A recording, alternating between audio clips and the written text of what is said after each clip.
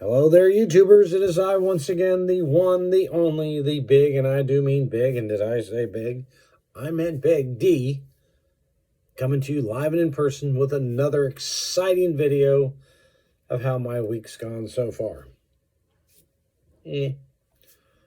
Monday, I was in service to about 4 o'clock. And then I went out of service at 4 o'clock, and I had a dry run, $50. I only drove 10 miles. I got $50 for it. I'll take it. And turned around and came back home and went out of service, something to take care of with the family. And then Tuesday I got a load. Oh my God. Yeah, you're going to run into these problems. The pickup address was wrong and the delivery address was wrong. 2 on the same load. I'm picking up an airport here in Ohio, and it's a 3-pound box. 3-pound box going over to Baltimore. It's like 465 miles. Yeah. And the address they sent me to is an Amazon warehouse at the pickup. They've cut the airport in half. It's gated off, so you have to weave around. The address that they have on the paperwork no longer exists. Hasn't for a while. So you spend your time asking people, hey, where is this place? And you go to security and it says gate 3. There is no gate 3. It does not exist. How nice. So you finally get in. You get your 3-pound box. Believe it or not, they wanted it ratcheted down and secured. That's the funniest thing I've heard yet. I mean, really, it's comical that they'd ask for something like that, but I put it on my bunk and put bungee cord over it. Ta-da! Secured. So I drive 464 miles out to Baltimore. And there's an address on there for an air freight company out there. It's an airplane part.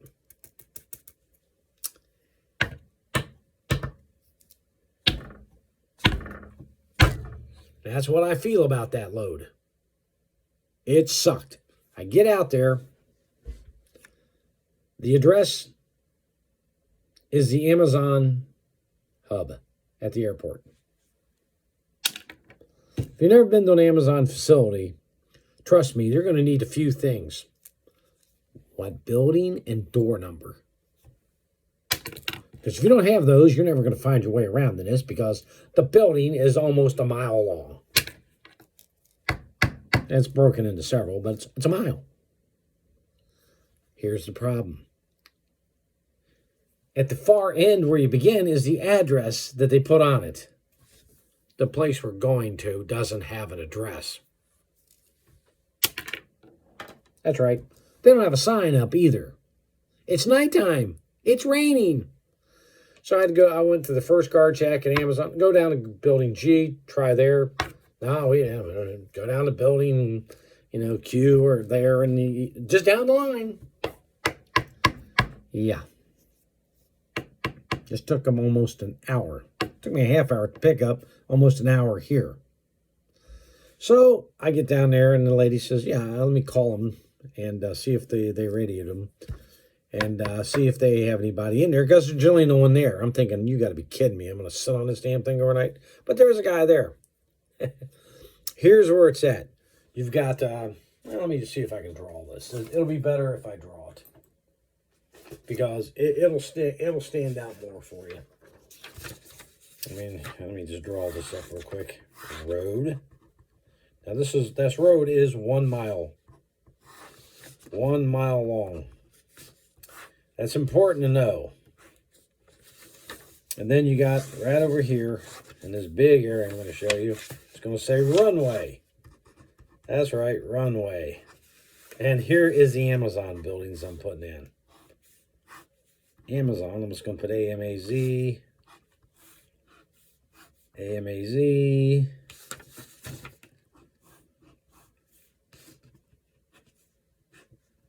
And you're going to soon see the problem.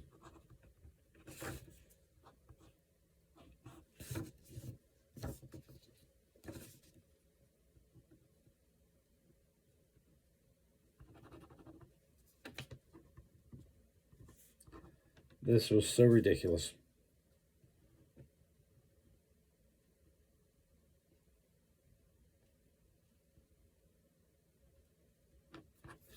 Okay. So you enter here, you stop at this building, go to this building. This is the runway. This is the road. This is 1 mile long. Go to this building. These all have addresses. This has an address. I think it was 2157. That would have been here. These buildings here have different addresses on it. The address I was given was 2157. Some T something, whatever it was, freight forwarding company. So 1, 2, 3, 4 Amazon buildings. And all the way down at the end, it dead ends into a circle down here. The road.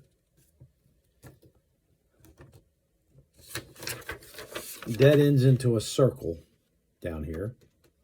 And off that circle is a little road. Goes around the corner. Behind, right on the runway, it's a trailer. No signs, no nothing. And they don't have an address.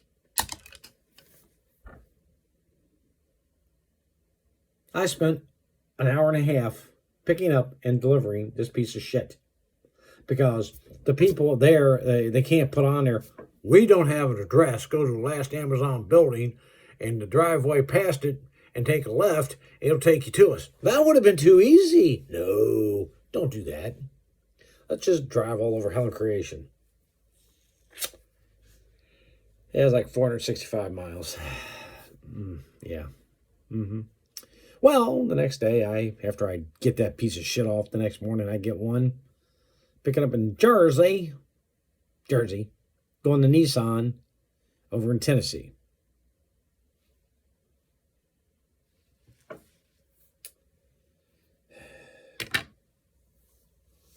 Folks, you just can't make this shit up. Now, the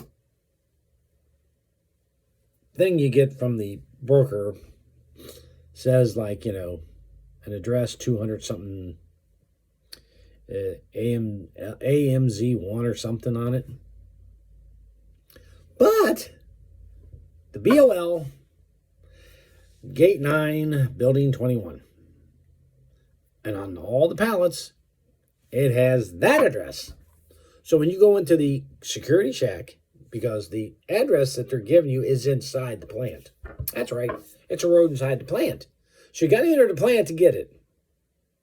So I enter inside the plant, show security the paperwork, go down here, make a right. You're at Gate 9, go down here, real right, go to 21. I go into 21. It don't go here. It goes to 200 and something, Humpty Scrunch. Okay. So that's down that way. It's about a mile. Yeah, this place is huge. And you drive down there, and they'll take care of it. So I drive down there, the guy out front of the building, they're sitting around, hey, I got this here, and, you know, this and that, and here's the paper they give me to do this and that and everything else, and here we go. That's not for us.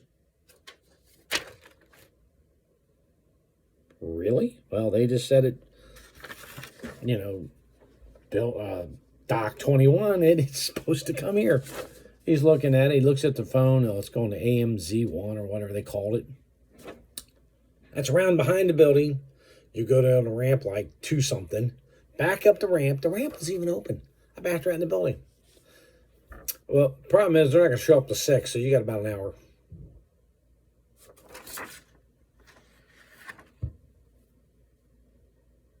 I drove all night.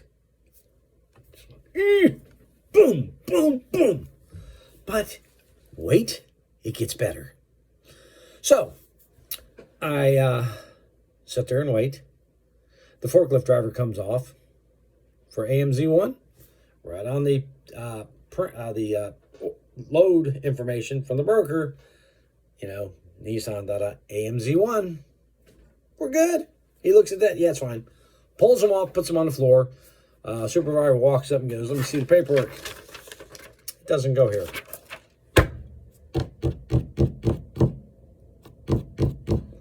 They had to pick it up, stick it back in the van. 2 skids. Go down to the end of the building, to that ramp, back up it, goes LU1 or LV1 or something, whatever it was. No paperwork had any of that crap on there. Had they just put the, on the bill of lading, the address with the LV1 would have went right there. But because they did this took 2 hours. 2 hours of my time. Yeah.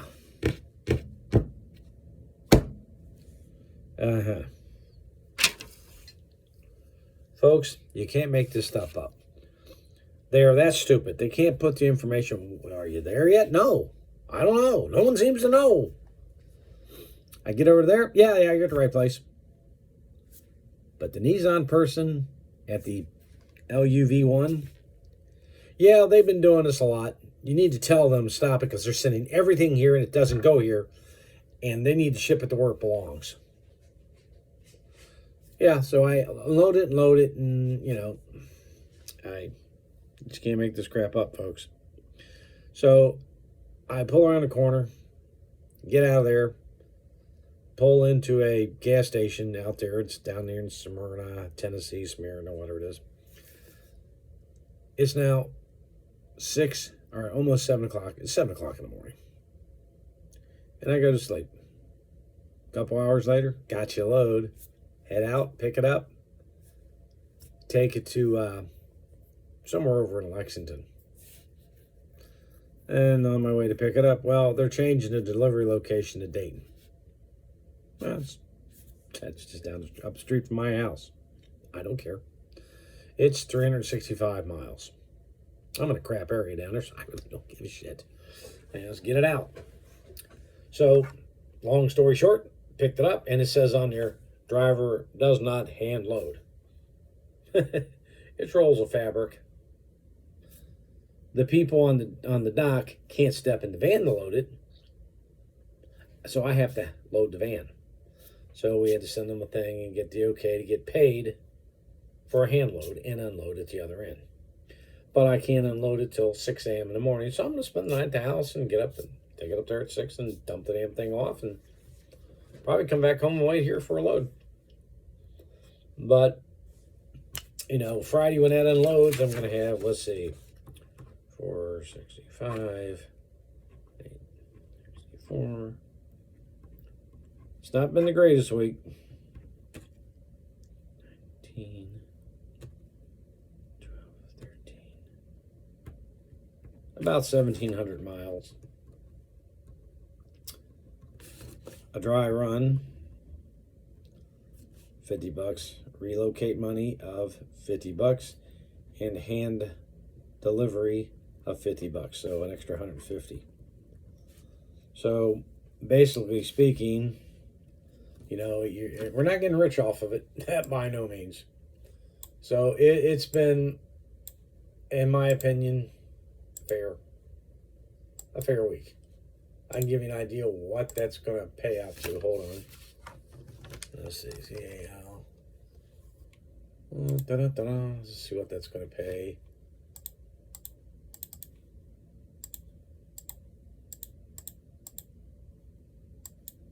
Yeah, this week's going to suck if I don't get something tomorrow that delivers over the weekend. $1,765. That doesn't sound too bad.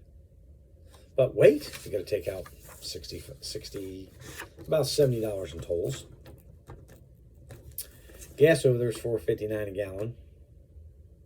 A tank out, 2 tanks over. It's running about $80. $240 a tank up here. $320. So let's just make it $400. And $1,750 minus $400 is $1,350 profit for those 4 days. To me, that sucks. It really does. It's terrible. We'll see what tomorrow brings. But you're going to run into these problems with these addresses, and you're going to run through this. You're the in search of team. And what do you get for it? So on 2 loads, the first 2 loads, the addresses were wrong. Those 2 loads cost me 3.5 hours. That's right. 3.5 hours, and I get absolutely nothing for it. Welcome to the world of expediting. I'm not seeing any fuel surcharges or anything going on because it's all on a bid board, and well, unless you get the bid, you know. And we're bidding up to go out west, and we're not getting any of the bids because everybody's running cheap because they're stupid. So these are problems you're going to run into. Should you come out here now, right at the moment? I would say no. Sit back, be patient, wait, let the van prices are starting to come down, just in case you're wondering. They're tanking now. They're going to keep coming down too. Just hang on for a little week and give it a couple months before you buy a van. They're going to tank down. The automobile industries, I get all their newsletters and stuff, dealer letters, things of that nature. I was in the industry, so I still get that crap. And they're trending it down. I'll give you an example. Sales were off a point in vans, new vans and everything, used vans. This time, a year ago, they were off 0.33. So it's almost 3 times. Now, a point doesn't sound like a lot to most people. In the automobile industry, a point is a lot. So this is Big D saying subscribe, like, and share this channel, the No Bullshit channel. My week so far and the bullshit I put up with. I'll talk to you all later, and I'll keep you informed. And if I don't answer your emails right away, that's probably because I'm driving or sleeping when I'm running. When I get a chance and get stopped, I'll do it then. Later.